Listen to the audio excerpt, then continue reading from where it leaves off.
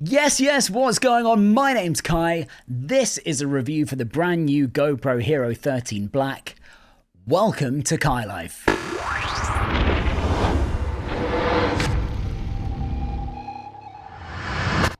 Yeah, I'm so hyped about doing this video. I've been so hyped about doing this review. Welcome to CaiLife. If this is the first video of mine you're watching, then welcome. Please do make yourself at home. My name is Kai. I am a photographer and videographer, as well as a cyclist and a gamer and a streamer and a content creator, and all of those things wrap into the perfect kind of package for using cameras, and more importantly, an action camera. Now, genuinely, this is a video I've been looking forward to making ever since I got the GoPro. You can see my unboxing video of the GoPro Hero 13 Black. It's the creator edition in this link on the screen right now. And if you like the content and you want to see more, then please do hit that like button, subscribe, and hit that bell notification, because you know that will give you a direct heads up for when I'm dropping new content on the channel. But this is what we're here for. This is the brand new GoPro Hero 13 Black. And I don't know about you, but I always get kind of excited about a new GoPro release, even though I didn't get the GoPro Hero 12. So the last GoPro that I had was a GoPro Hero 11. And before that, I had the 7, the 5, and then the 3. So I seem to be specializing in most of the odd numbered GoPros. Now, first thing I should say, because there does seem to be a contentious point amongst GoPro content creators and DJI Osmo Action content creators, this is an unbiased review, okay? This isn't a sponsored video. I haven't been sent anything. This has been purchased with my own hard-earned cash. I will be using this just like I have used my Insta360 X3 loads on the bike, and absolutely love that camera. The most important part of this video will be detailing what my use cases will be and whether they will align with your use cases as someone that's interested in purchasing a GoPro.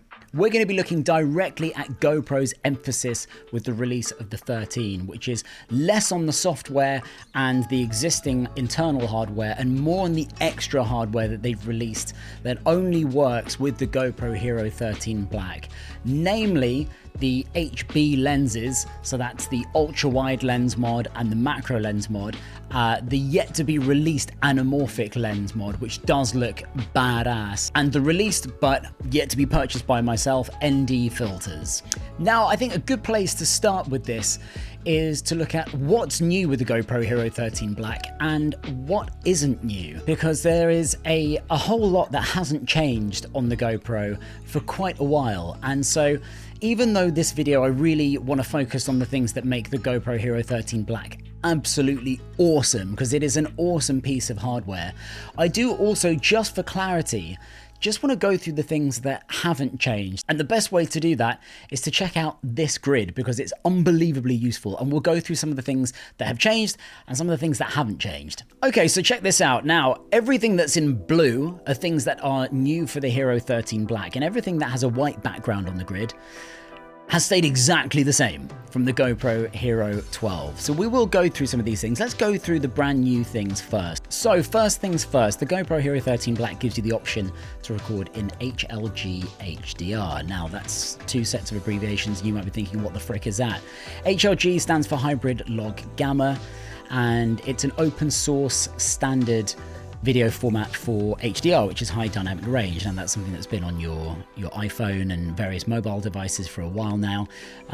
Now, simply put, dynamic range is the measurement between a maximum and a minimum value. So in terms of video, that's usually got to do with the measurement of an image's luminance, so the brightness range between black and white. So it should give you an extra option in terms of dynamic range with your video filming. Next up are new burst slow-mo modes, the slowest going at 400 frames per second, which does sound badass, and it is kind of badass in principle, but it is only at 720p. Now, when you consider that full HD which is kind of what we're used to, and it's been around for a while. That's 1080p. It's nowhere near 4K. It's nowhere near full HD. But listen, it's a new feature. 400 frames per second is very cool to shoot in, but it does have its limitations that we'll go through in a bit. It's got improved quick capture. That is true in terms of how the GoPro actually allows you to continue using the camera even once you have finished doing your quick capture. Again, we'll go through that shortly. New audio tuning, AirPod / Bluetooth headphone compatibility. So the audio is improved in this, and it gives you the option of a voice priority mode with the audio, which should drown out some of the ambient noise and background noise. Finally, the GoPro Hero 13 Black allows you to connect Bluetooth headphones so that you can use a Bluetooth microphone rather than using the microphones on board. As previously mentioned, it is compatible with what are now called HB Hero Black series lenses. So that includes 4 new GoPro ND filters that have been released, the macro lens mod, the ultra wide lens mod, and the not yet released anamorphic lens mod, which is slated for release sometime ambiguously in 2025. Next up is longer run times, and that's because there is a brand new battery, and goodness me, has this been a controversial point on this release. But listen, we're focusing on the positives, longer run times, and it should be said that it doesn't have it on here because I don't think it's something that necessarily GoPro would boast about, but the new battery and the new form of the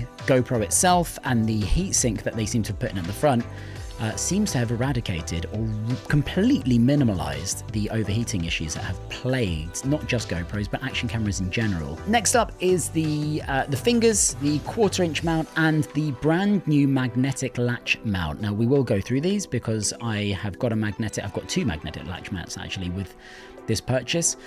So we've got plentiful mounting options now on the GoPro, which is awesome. As mentioned, that 1900 milliamp Enduro battery, which, like I say, so larger capacity, longer run times. Controversial because, like I say, it's not backwards compatible. The rather cheeky one there at the bottom on the left, GPS. Yes, GPS is new. Brand new in the GoPro Hero 13 Black compared to the GoPro Hero 12 Black. But GPS, of course, was in previous versions of GoPros, so a little bit of a cheeky one. It's true, it's a new feature if you're comparing it to the GoPro Hero 12, but it's not a brand new feature, and it's one that was removed to much chagrin from the action camera and GoPro community when they took it out last year. And the reason they gave to removing it, of course, was to improve battery life, but they seem to have managed both now. And the last one there in the bottom right is the lens mod auto detection. So we'll go through that once we look at the ultra wide and the macro lens mod. But essentially it means that as opposed to using the max lens mod, which is still compatible with the GoPro Hero 13, the GoPro Hero 13 Black will auto detect that you've added these new lenses to the camera and immediately bring up a whole new range of settings rather than you having to manually put in the settings each time you attach something and then have to go back and then change your settings again or whatever once you finish using the lens. So everything else largely remains the same. And listen, these things are largely impressive. Things like the Hypersmooth 6.0. This is like industry leading image stabilization. And it's hard to see how action cameras can get much better from where they are. The image stabilization in GoPros have been just superb for many generations now. But there's no improvement in the Hypersmooth. That's still at Hypersmooth 6.0. It still does the same 5.3K 60 FPS or 120 frames per second at 4K. We've got 2.7K at 240 FPS. That hasn't changed. We've got 10-bit color. We've got log mode, so if you want to do your own color grading afterwards, you can do that, and you can use LUTs to just improve the color or have a filmic look, have a retro look, or a Hollywood blockbuster style look if you like. It has the rear touch display. It has voice control. What else have we got? Scheduled capture. It's still got the interval photos. Hindsight, so that if you haven't pressed record by the time you've captured something, it will sort of pre-record for you. It shoots in RAW. It still shoots with 27 megapixels on that camera. It does 24.7 megapixel frame grabs. It still does the same depth if you want to take it underwater, so 10 meters, unless you put it in the specific waterproof housing. You don't need to do that generally, by the way, unless you're going beyond 10 meters because the GoPro itself is waterproof. It still has the 8:7 ratio on the sensor, and this is still one of the best things and one of my favorite things about the GoPro is that you can shoot and then you can choose how you want to use that image in post. So if I'm going out filming and let's say I'm on the bike and I'm unsure whether I want to have, say, a 16:9 format, which is perfect for YouTube, or want to have a 9:16, which is perfect for Instagram Reels or TikTok, I can basically choose how to do that formatting afterwards in post, but I can use the 8:7. Even more fun with this is that if you use the ultra wide lens mod, you can actually shoot in a 1:1, a 1:1 ratio, which gives you like maximum options in terms of post-production cropping. Now, nothing about the form of the GoPro will surprise you whatsoever. It looks like a GoPro. They have dispensed with the kind of weird blue sparkly housing that they decided to go for the GoPro 12. I'm not quite sure why they did that in the first place. I didn't like it. I thought it was a kind of cheap, tacky look, but they have basically gone back to the GoPro style that we all know and love. This, on the side here, this does not come with the camera as standard. We're going to go through what that is. That's the Contacto, the amazing badass name that makes you sound like some sort of X-Men character. But it's essentially a new release that isn't just compatible with the GoPro Hero 13 Black. So this can be retrofitted to the 12, 11, 10, 9, and 8, but not the 7, I believe. But we're going to go through what the Contacto is because it is an awesome, awesome accessory, although freaking expensive for what it is. But it could be really useful depending on your use case. Now, if you've used a GoPro before, nothing really is going to surprise you in terms of the menus, but let's have a little look at what you can do in terms of selecting your different ways to record. So one cool thing that comes with this release of GoPro is the opportunity to create your own presets, which is a really, really good idea. At the moment, I've got it on burst slow-mo, but you can see I've set up 4 different profiles here. So I've set up a 16:9, so like I say, perfect for YouTube. A 16:9, 5.3K, 60 FPS in linear, so that will basically remove the fisheye style lens. I've got my HDR, which is, oops, sorry, I've lost that menu there. I've got my HDR, which is pretty much the same, but it's 30 FPS. That mode is limited to 30 FPS. You can't do 60 FPS in 5.3K in HDR, in HLG HDR mode. I've then got in a standard mode my 8:7 at 5.3K and 30 FPS and wide. This is the kind of thing that I would use on the bike. I sometimes flip between 60 FPS and 30 FPS on the bike. It depends on whether I'm looking for a more cinematic look. Obviously 60 FPS we're kind of all getting used to, what we're used to now on social media, but I kind of still prefer the look of 24, 30 FPS. It has that more sort of TV, movie kind of cinematic look to it. So I do kind of lean more towards a lower frame rate, but again, it all depends on your use case and what kind of look you're going for. Now, once you go into each setting, if I click on here, you can see that I can customize exactly what this preset shows. So as you can see, I've got it on standard. I can choose my high dynamic range or log, which will show, of course, a washed out look to your video, but then that's why you color grade it in post. Now, this is a really nice option to have, and we'll talk about things that I think are not particularly game breaking in terms of buying the GoPro or not, but things that are nice to have even if they wouldn't necessarily stop me by it. Now, if you are a videographer and you're doing some seriously high-end content, then having the log to do your own color grading is an amazing thing to have. Is it something that the vast majority of GoPro users will ever use or will ever want to try to understand how to use? Absolutely not. Would I recommend that you shoot in log if you're just looking to do standard videos, you know, recording family, friends, just creating memories? Even if you're doing some of the action stuff and on the bike or you're skiing, would I recommend that you go to the trouble of recording in log and then having to import that into some computer software, whether it's DaVinci or Premiere Pro or Final Cut or whatever it is, and then have to spend time color grading it? Absolutely not.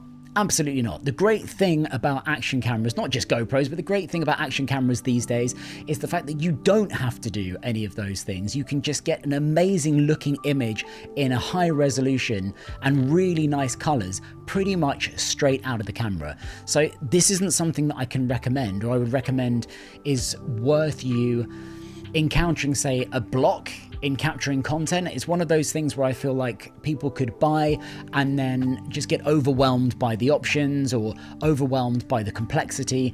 It's not worth it. These cameras are amazing and have amazing colors and amazing quality and amazing resolution and amazing frame rates straight out the gate. So I would just recommend that you record on standard or HDR. It gives you a prompt when you record in HDR that it's recommended for bright scenes, because remember, it's looking to get that luminance and work with the range to do with luminance between the brightest and the darkest spots and whites and blacks.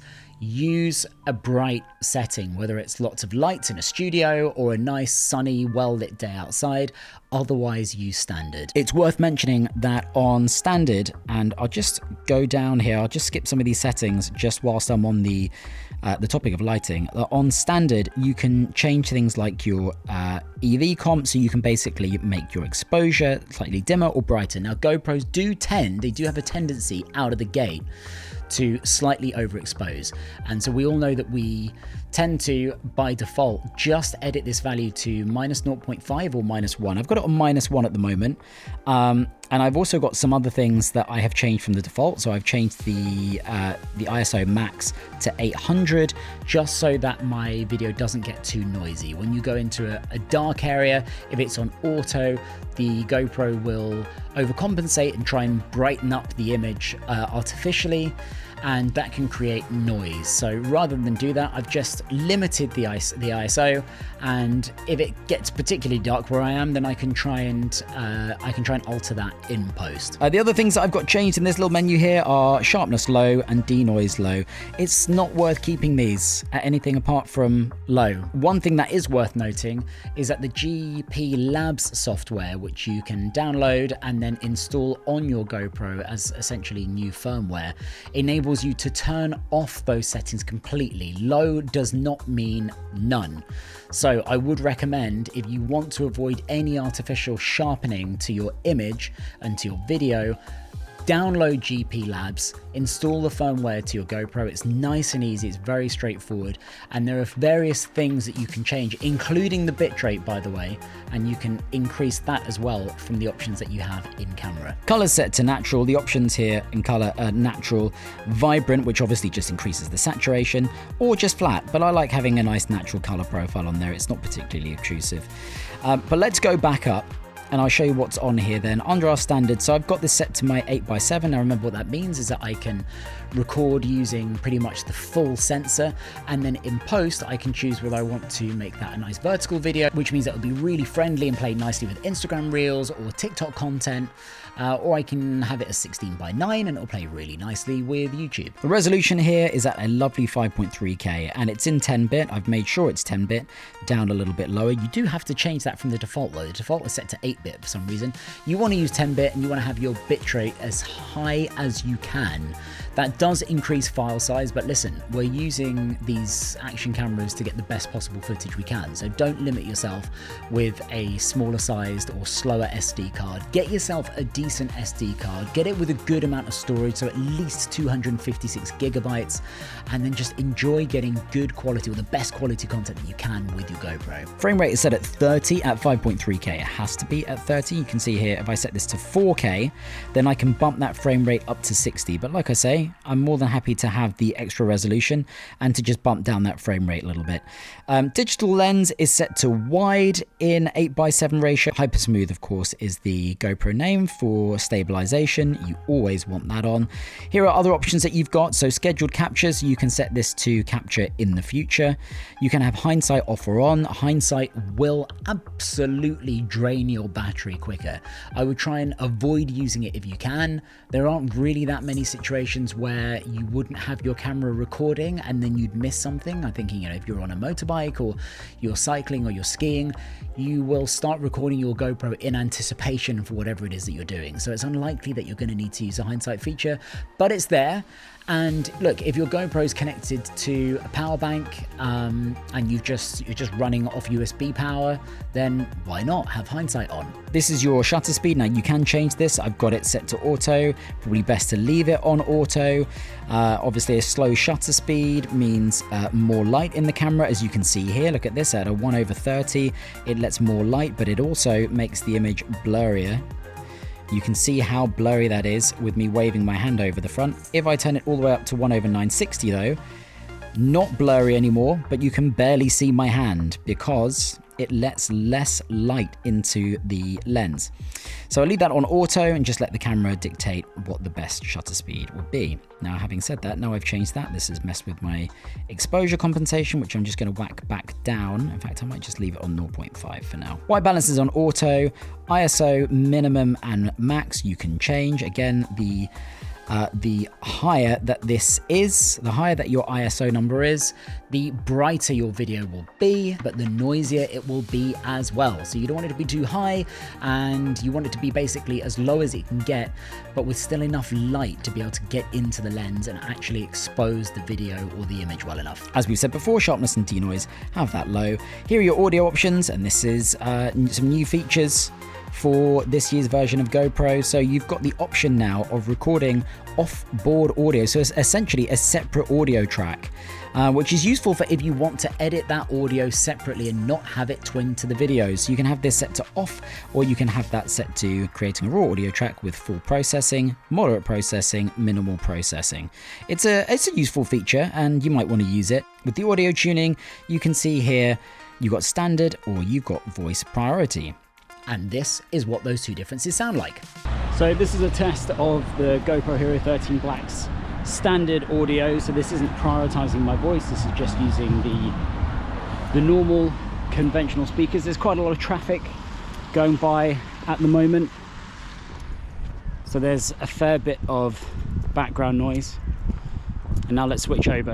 And now this is with the GoPro audio set to voice priority. So this is a new mode for the GoPro Hero 13. We've still got traffic coming past me, but the idea here is that it's going to hone in and focus on my voice and really prioritize that sound over the ambient sound, as opposed to the standard audio setting, which has a fair balance between ambient sound and vocals. Again, we'll see what this sounds like. We've got a car coming past me. We'll see whether just talking here completely blocks out the sound of the cars in the background. Wind reduction is on auto. Keep this on auto. Don't change this. Just keep this on auto. Again, the camera does a pretty good job of deciding how. And with Media Mod, which I do have, you can buy this separately or it comes with the Creator Edition. That has an inbuilt microphone. So you can choose when you've got the Media Mod on your GoPro, whether you're using the microphone that's on the Media Mod or the GoPro's mics, or of course, if you're using Bluetooth mics, or you're using a microphone that's connected to the 3.5mm out. Now, one thing that is new is this down here. If I can get my finger to point there we go, perfect. This is a new part of the hardware design for the GoPro. There we go, we'll get it in the light. And this is supposed to massively help with heat dissipation. Now, action cameras in general have a massive problem with overheating, and it's a problem that's plagued every generation of every brand of action camera thus far. But I am delighted to report that the GoPro Hero 13 just doesn't really struggle with overheating. You can keep this running. I've done some tests with this, and the battery has run out with it being recording before it even got to a stage of overheating, and that's on different modes. That's in 4K, 5.3K. I've exhausted the battery before I've managed to get an overheating message. That is amazing. That's really good to know, because I know it's a genuine concern for people. But yes, this seems to do a very good job. I mean, obviously there's a microphone housing in here, but this seems to do a very, very good job of helping to dissipate the heat, which is awesome. Right, let's have a look at some of the video modes in action. So I wanted to try and capture similar scenes here, but switching between the standard filming mode and the HLG HDR mode. Now, bear in mind that with the standard mode that I'm using, I've been using with a -1 value on the exposure. So I've just been underexposing compared to the default settings for the GoPro. With the HLG HDR, you don't have the option of changing those things. You can't change the exposure, you can't change the bitrate, you can't change the shutter speed. It's all done as part of the settings locked in to the HLG HDR mode, which is kind of comforting. And the reason that I've recorded these in similar lighting and similar environments at similar times, literally one after the other, is to give you guys an example of what the GoPro looks like shooting pretty much straight out the camera in standard mode and in the HLG HDR mode. It's worth bearing in mind the differences here. In the standard mode, we're shooting it in 16:9, 5.3K at 60 FPS using the linear lens. So there's no distortion, there's no fisheye style effect. And in HDR, we're still shooting in 16:9, still in 5.3K, but at 30 FPS, because as I said before, you don't have the option in shooting at 60 FPS in HLG HDR, but you can shoot in 4K at 60 FPS. One thing that is interesting to note is you don't get the benefit really on the GoPro screen's playback itself with the HLG HDR. So don't be perturbed by what looks like a fairly drab, uninspiring playback on the GoPro screen itself when you play back the HLG HDR. When you play that back on a compatible device, i.e. most smartphones, you will see the full benefit of what HLG HDR offers and how well it works with the dynamic range of your video. Now, as mentioned, we've got the Hypersmooth 6.0. Now, Hypersmooth is a fantastic stabilization. Listen, most action cameras that you'll buy, whether it's GoPro or DJI, have amazing stabilization. It's true that the wider that you go on the GoPro, in terms of you've got your linear, wide, you've got super view, and then hyper view, which is essentially just going wider and wider and wider on the lens, the more cropping is done to help keep that stabilization as solid as possible. I would not recommend really using or relying on your stabilization much beyond super view. Hyper view stabilization, as I say, it begins to crop in. It's not worth it. It's not worth it. You don't get the benefit then. I mean, I think hyperview anyway is a very, very specific use case. As you can see here when I'm running down these steps, there's a lot of shaking going on, but you know, you wouldn't know it in the camera. It's perfectly stable. Okay, so we've looked at the fact that you've got voice priority or just your standard microphone usage on the GoPro Hero 13. But what about the new function of being able to use your Bluetooth headphones? I tried my AirPods, and actually, as you can see, I was kind of pleasantly surprised. I always absolutely trash the idea of using Bluetooth headphones if you're recording good content, because it's just not very good. But you know what, I was kind of surprised. I got quite good sound out of it. To be fair, there wasn't a whole lot of ambient sound going on. I still wouldn't rely on it. And you'll see the difference here between me using my AirPods and then me connecting my DJI Mic 2 directly to the GoPro via the media mod, and it's 3.5mm out. Now, apart from the onboard audio that you can record yourself with, either in standard mode or in voice priority mode, you can now also connect Bluetooth microphones. So this is actually going through my AirPods in my ears. Now, I would not recommend this ever. Bluetooth audio tech is not there in terms of good quality microphone. It's just not something I'd recommend. I would actually say that you're better off using either the media mod microphone, or that you're better off just using the voice priority mode on the GoPro if you can't connect an external mic like a DJI mic, which we're going to go through now. You're going to see the difference in the audio quality once we directly connect the DJI mic to the GoPro itself. And now this is recording directly onto the GoPro using the media mod and the DJI Mic 2. So the DJI Mic receiver is connected to the media mod. The cable's connected to the media mod, and you can see I've got the microphone with its little magnetic clip connected to my hoodie. And you'll find that the audio will be far better. Yes, there's a little bit more faff. You need to have a little bit more hardware attached to the GoPro itself. But if you want a better sound overall and you want better audio quality, then this is the way to go. And remember, with a DJI mic as well, you can have multiple microphones recording to the GoPro. Okay, next up we've got the brand new slow-mo burst options. Are these gonna sell the camera to you? I don't think so. I'm not so sure. So you've either got 360 FPS or 400 FPS that you can shoot for 15 seconds, or the full 5.3K, which you can only shoot for 5. Yeah, I'm not sure if it's really a great option. It's especially not a particularly great option, considering that in one of the standard modes, so if you have a look at this, if I change this to 4K, I can shoot in 120 FPS, and that's not time limited. So either you can shoot in a slow motion burst of 5 seconds at 5.3K at 120 FPS, or you can still shoot in 120 FPS for an unlimited amount of time until your battery runs out, your SD card is full, but you just have to drop the resolution to 4K. It's not a massive hit, really. You know, I mean, 5.3K is amazing. 4K is also really bloody good. You know, we're not talking about a drop from like 4K to 1080p. So I think those modes are a little bit redundant. I wouldn't be trying to sell the idea of a GoPro 13 to someone based on the new slow-mo modes. However, this brings me on to some of the things that GoPro have just released, and some of the things that, for me, do save this release of GoPro. Now, GoPro is still using the same GP2 sensor in this. Now, really, that sensor could and possibly should have been upgraded for this GoPro release. Everyone was expecting an upgrade on the sensor. It hasn't changed. The chipset is the same. So how are GoPro really going to push this release? Well, the way they're doing it is with the additional hardware and the additional lenses. And I'm here to tell you that, in my opinion, these things are awesome. They are awesome.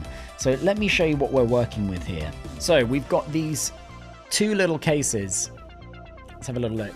There we go. Might be able to get them a little bit closer to the camera. We've got the macro lens mod and the ultra wide mod. Now have a look at some of the content that I got with both of these lenses. First of all, the ultra wide lens mod, and I think this thing is gonna be awesome.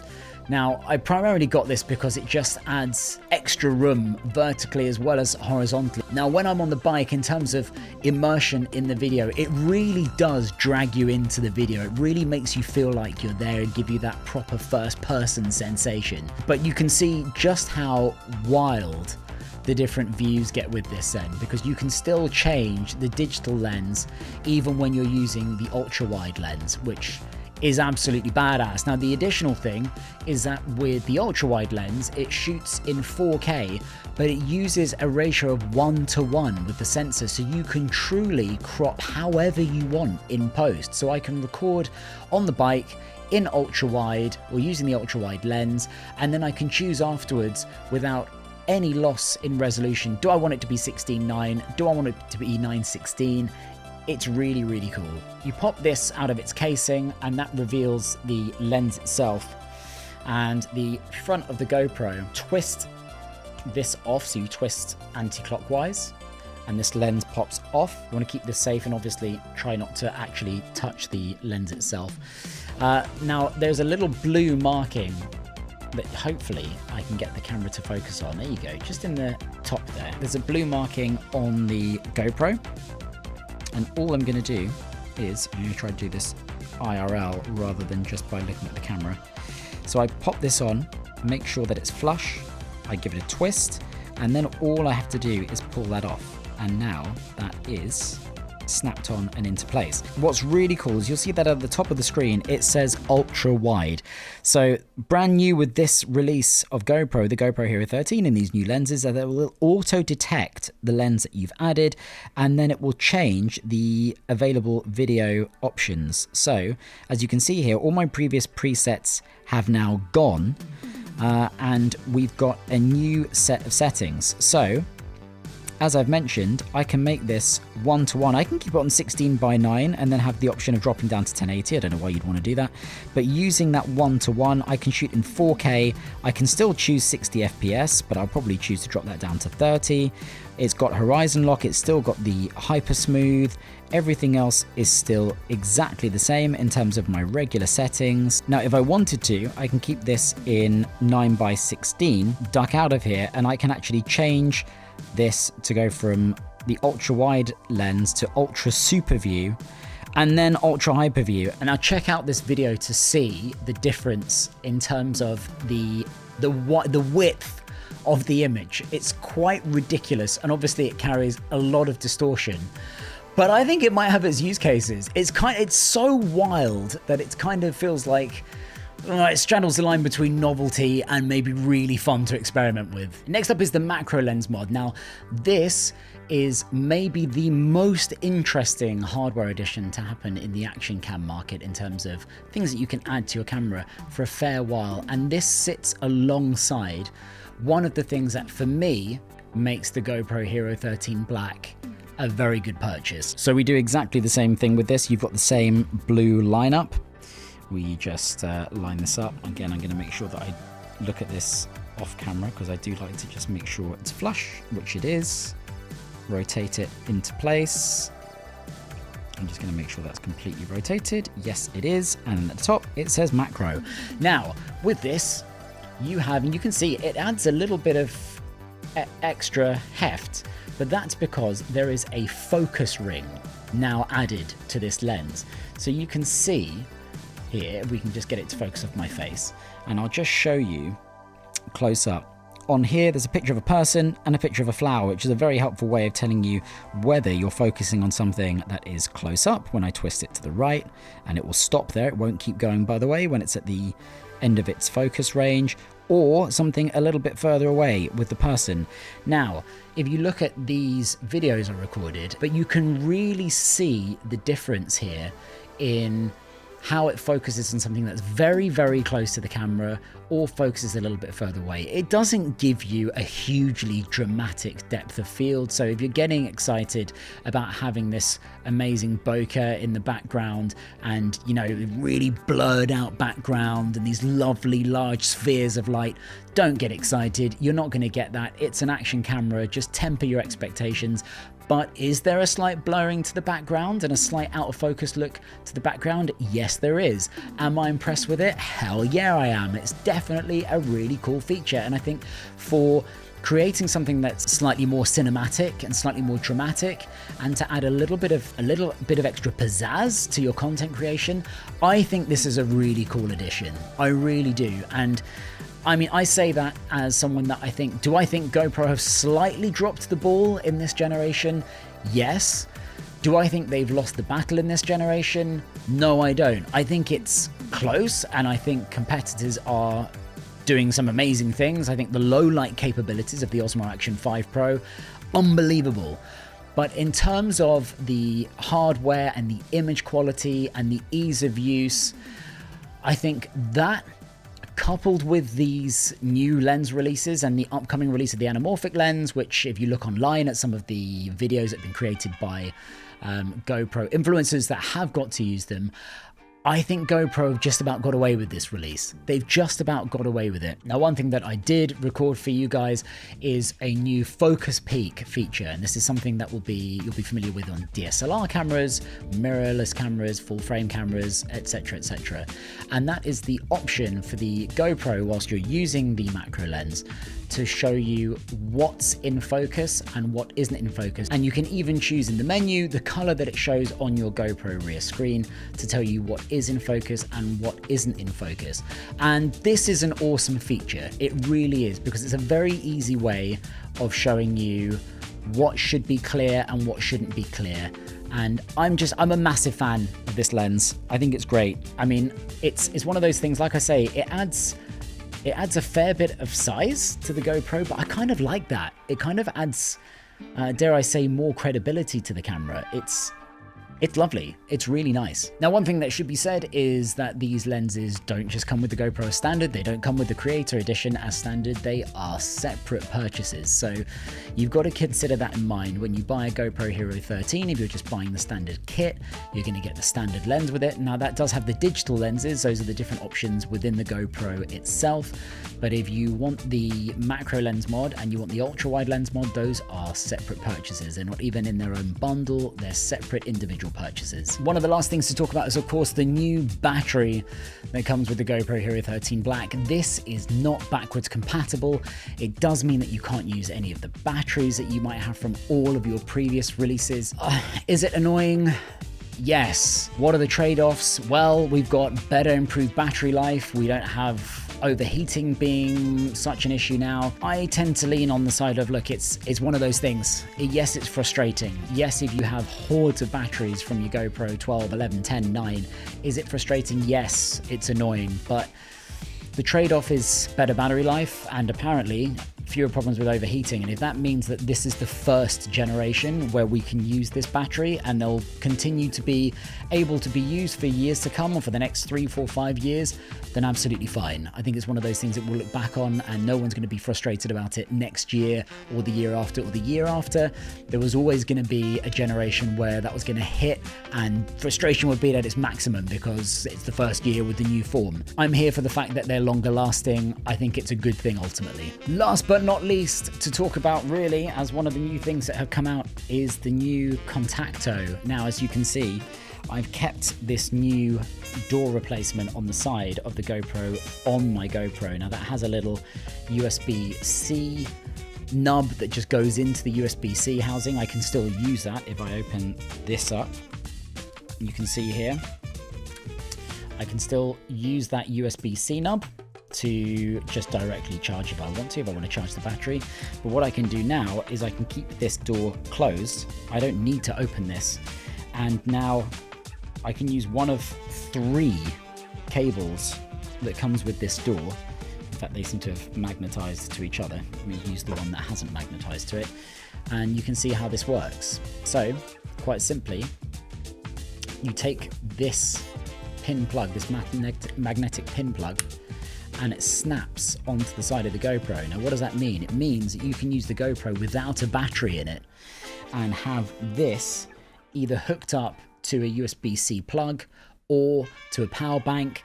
What's this useful for? Well, this keeps the GoPro waterproof. There is no compromisation to the waterproof feature of the GoPro with this on. If you want to use a power bank, you can use a power bank with it, as you can see here with the shorter one.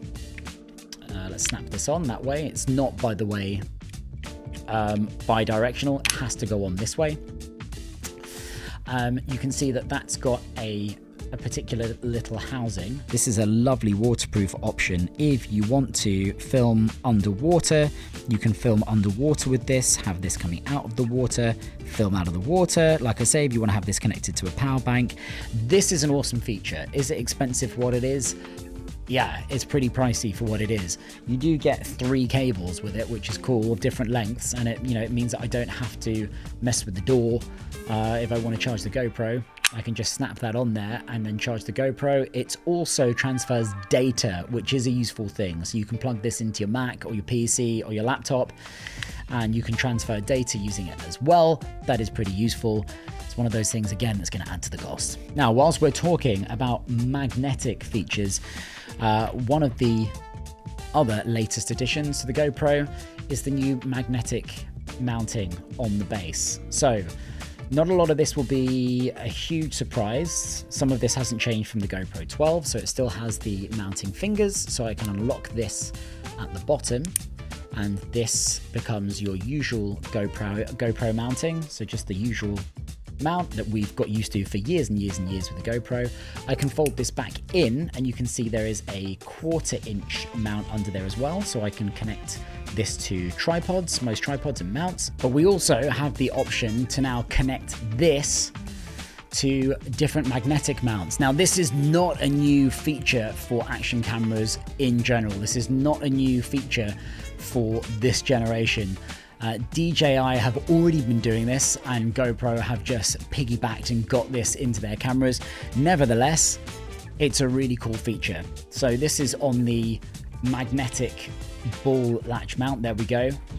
You can see this is this is connected to just a standard GoPro adapter, but you'll see how this works with the GoPro at the bottom. So quite simply, you can just attach this, push that in, and now that's connected with a combination of magnet, but also 2 pins that you release by just squeezing those 2 buttons there. The cool thing with this is that it's reversible. So if I have this the other way round, I can still push that in and it's in. Now the cool thing with this is not really if you have one, but if you have multiple magnet mounts. So I have this magnetic ball latch mount where I can release this little catch here, and now I can just swivel the GoPro at different angles. It's really, really cool. So I can have this connected to a tripod or whatever mount you like. And then I have a separate magnetic mount on my chesty, so that when I'm on the bike, I can just really easily, I've got it connected to my chesty, I can reach down, and if I want to do some selfie footage or some footage of facing behind me, I literally just press those 2 buttons, it comes off the mount, I can film myself, I can hold it, say whatever I need to say, and then I can put it back down there, but then reattach it to my chest. It's a really welcome addition. Like I say, this isn't brand new tech for the market, but it is brand new for GoPro. It's a really cool feature. It's a really cool feature, and I mean, it goes without saying that once again, this is new for the Hero 13. There's no magnetic mount for the previous gens. So what are your thoughts? We've got the new GoPro Hero 13 Black. We know that the competition is fierce. The DJI Osmo Action 5 Pro has also just been released. I don't own one myself. I have seen it in action. I've seen plenty of reviews, and a couple of people I know have bought one. I think the one thing we can say without a shadow of a doubt is that the low light option with the DJI is far superior, vastly superior. The low light performance of a GoPro is still rubbish. It's absolute rubbish. And this is where I go back to the thing that I've said a few times during this review. What is your use case? What is your use case? What are you using a GoPro for? The low light capability for me falls into the same kind of area as when I was talking about filming in log. It's a really lovely thing to have. Are most people gonna use it? No. I would love to have an action camera that has the capability to do low light well, but I think mostly I would like to have that because it's nice to know that you're not lacking in any sort of area, or that if you wanted to film in low light that you've got the option to do it. The reality is I am very unlikely to film any content in low light. If I was going to be in an area with low light, if I was going to be doing some vlogging or some inside filming, I would just try and make sure that the lighting's adequate. Now, this does not go any way of improving that, but obviously with the Creator Edition, you've got the light mod. This does not represent some sort of amazing example of really good light. But having said that, let's have a look. Let's get it to its brightest. This is a great light. I'm not overpowering. I'm not even anywhere near going to overpower the lights that I've got on me right now. But you can see this is a really good light. And this is a really nice thing to have on top of the media mod that comes with the Creator Edition. And it really does help to light up your face, to light up what the subject is if it's near enough, if you're doing vlogging or whatever. I've used this for vlogging with the GoPro 11 and it was more than adequate. Having said that, of course, if you're going to be doing some serious content and some serious filming outside, or you're doing some night sports or night runs, the GoPro Hero 13 isn't going to be up to the job. It just isn't going to be up to the job. The GP2 sensor and the size of the sensor in the GoPro Hero 13 is not adequate. It does not lend itself to doing adequate low light work. It just doesn't. There's nothing I can say to support that. If you're really dead set on using an action camera and having low light capability, then you really would want to have a proper look at the DJI Osmo Action 5 Pro. That's not my use case. I'm always going to have good lighting, or I'm going to be cycling or running or doing some kind of filming with good light. I'm not going to be doing it in the dark, but I do appreciate that there are those of you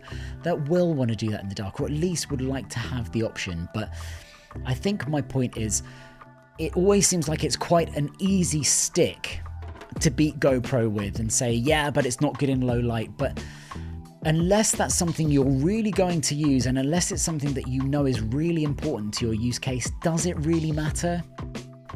Maybe it still does. To me, it doesn't. It's not really the be all and end all. Otherwise, I wouldn't own the camera. Having said that, I am super interested in what your opinion is on the GoPro Hero 13 Black. What do you like about it? What do you not like about it? Are you gonna buy it? Are you not gonna buy it? Why are you gonna buy it or not buy it? I'd love to know what you think. If there's anything you agree or disagree with me on, then please let me know in the comment. If there's anything more that you wanna know about the camera or any of the accessories or peripherals, then let me know in the comments and I will film some additional content. But until the next video, and there will be more because I'm going to be doing some deep dives and specific videos on everything from low light recording to the macro lens mod and the ultra wide lens mod, I will see you very soon in the next video. Until then, much love and peace out.